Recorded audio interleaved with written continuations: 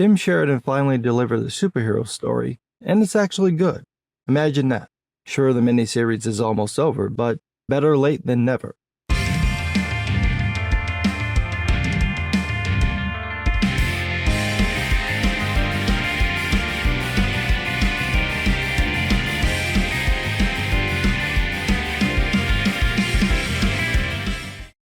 I wasn't sure if Tim Sheridan could stick the landing. The last issue finally got around to showing Alan Scott as the Green Lantern instead of Captain Emo. Issue 5 is just a regular superhero story, and surprise, it's good.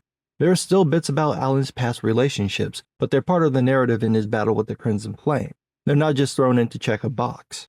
Alan's sexuality isn't treated as special or spectacle, it's just part of the story, not the focus of the story. The issue picks up with Alan fighting Vlad with the combined Green and Crimson Flame powers. Hoover finds out about the fight and calls in the Justice Society. Meanwhile, Alan grills Vlad about framing him for murder, trying to find out Vlad's plan. Quote, "What was the assignment, comrade? Frame me? Send me up the river for a series of murders I didn't commit? Then what? Descend on New York like a savior? Fill the vacancy in the JSA? Take down America from the inside? Excuse me, I'd like that story. Can I have that one, please?" Seriously, why wasn't that the story?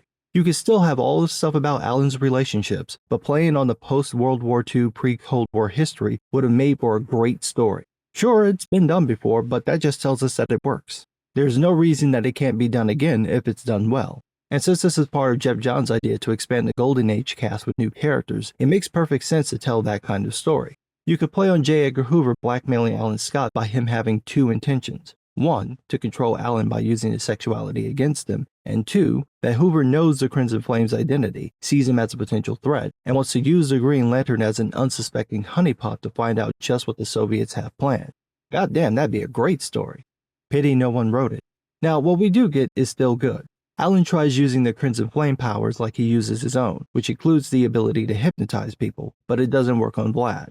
Vlad then tries to use Alan's shame over his sexuality against him, but that doesn't work either. Instead, Alan tries to convince Vlad to give up and turn himself in, and let go of the Crimson Flame power, but Vlad can't because the Crimson Flame is the only thing keeping him alive. Credit where credit's due. Sheridan's take on Vlad's backstory is interesting. Honestly, that would have been a better story to tell. It turns out that the Soviets kept killing Vlad to see how his powers work. The Crimson Flame bonded with him, and each time he died, the bond grew stronger, strong enough for the Soviets to figure out how to sever it. When they did that, Vlad died again and was resurrected by the Crimson Flame days, maybe weeks later, with no knowledge of what the Soviets did with the Crimson Flame during that time. I think it's obvious what's going to happen, and it's going to be cool, except for one tiny thing. This is a great setup though, one that Sheridan could have played with in previous issues. It lends itself to misdirecting the audience away from Vlad being the Crimson Flame before having his big reveal. Again, what we see isn't terrible, but it's easy to see a more interesting approach. Anyway, while all this goes down, Derby, Alan's driver, hears a radio newscast about the fight and goes to Alan's place. While he's there, he hears something, which turns out to be Alan's lantern talking to him, but there are no sound effects, captions, or word balloons, so it ends up looking like he's reacting to nothing. Maybe something got left out in the lettering, or this could have been what Sheridan intended. If it's the latter, it doesn't make sense because all the other times the lantern communicated with someone, we've seen what it said. Derby then takes the lantern to the top of the building, and light shoots from it and hits Alan. He winds up in the construct of the warehouse with a much younger Vlad, except it's not Vlad, it's the Eternal Flame, really the Starheart, the entity behind the power of the Green and Crimson Flames.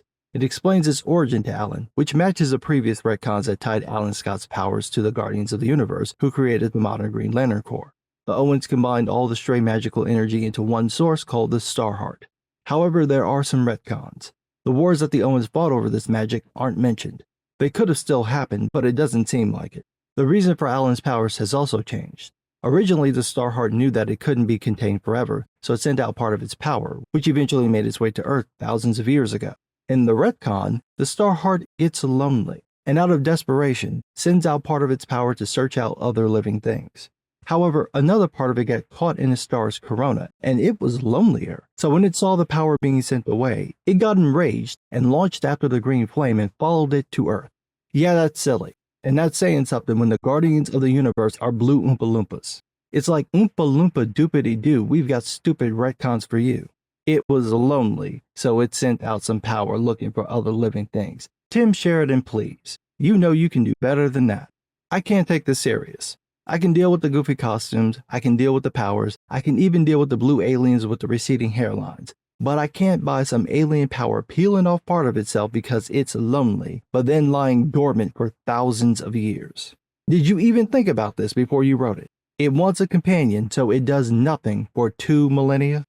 Come on. But that's not the part that made me roll my eyes. This is the part. The Starheart explains that its power comes from the same source as emotions, which act as keys to the power and tangentially connects it to the different lantern cores. When Alan asks what's the key to his power, the Starheart says his indomitable will, a point immediately disproven by Alan when he says, "But I'm not special." Exactly. He's a mopey emo boy who spends so much time sulking he probably can't get it up. That's why his weakness is wood. He's never had any, so he doesn't know what to do with it. But no, the Starheart decides to detail all the times Alan showed his indomitable will. Quote, "When you held the crimson flame, but released it to save the lives of your crew." No, that's brave and courageous, not an indomitable will. That would mean he couldn't be stopped or dissuaded, but that's not what happened. Ditching the crimson flame is the only option if he and the crew wanted to live. It goes on, quote, "When, free to leave the asylum, he remained to lead the abused patients to safety, only after he himself was abused. Before that, he pretty much did nothing to help anybody and just moped around going, woe is me." And finally, quote, "When, with your newfound abilities, you confronted and condemned the murderer Albert Decker." No, that's vengeance, not an indomitable will. Sheridan tries very hard to make this work, tying this back to Alan's, quote, "selfless service to a world that would dismiss you and even hate you for the truth of who you are." But that's the opposite of what Alan does. We never see him do anything selfless or heroic outside of the first issue where he comes in to help stop the robbery. This man isn't a selfless superhero. At best, he's a depressed libertarian. Sheridan has nothing to work with and only himself to blame for it, so he should just move on. Go back to the regular story. That was working. Anyway, the Starheart repowers Alan and warns him that he'll need Vlad's help for the coming threat. When Alan wakes up, he tells Vlad about the situation, and when they head outside, they see these pillars of crimson flame. Vlad is shocked because he thought he got all the flame years ago and that only he could control it, but that turns out not to be true. He finds out what happened during the time he was dead. The Soviets used the crimson flame to create the Crimson Host. They've got the Countess, Comrade Kostra, Professor Molotov with hammer and sickle, Major Blaze, and Proletary Ant. Proletary Ant. With a hyphen. Proletary hyphen ant. Because he gets small, like an ant. Translated from Russian, no less. Are you serious? Tim Sheridan, are you serious? What is happening? Everything else works. This villain group works. This idea works. This is the one thing that's off. You've got Major Blaze destroying the Crimson Lantern so Vlad can't recharge. That's perfectly menacing, but then you've got Discount Ant-Man trying to steal Green Lantern's ring and just getting flicked off. It's supposed to be a serious scene, but not with that name. Anyway, Vlad and Alan realize they're outnumbered. Vlad mentions Alan's friends, and Alan goes, "I don't have any." But before he can finish, the JSA show up and the Flash goes, "Of course you do." Overall, that's a decent ending. The issue isn't without its flaws, but it works. It's a good issue and a typical superhero story. Now, here's the problem. This should have been the second issue. It shouldn't be the second from the last issue. Tim Sheridan wasted so much time over Alan Scott's sexuality, while never really making his point, when he could have tied that into the broader story about the Crimson Flame and the beginnings of the Cold War. These last 2 issues have genuinely been interesting, and while they're not the best version of the story, they're still good. Add in Cyan Tormey's art, and this could have been a solid miniseries. Instead, Sheridan wasted 3 of the issues screwing around, so now he's going to have to rush the ending because he only has 1 issue left. I checked, and the listing shows that issue 6 will be 32 pages. The 10 extra pages might be enough to wrap this up, but it still isn't a lot of space given that the story just got started. This miniseries is a perfect example of what happens when someone cares more about the message than the story. The thing Sheridan needed to do was get people invested in the characters, not waste time trying to own Comicsgate. Now he's out of time, just as the story's getting good. Ain't that a shame?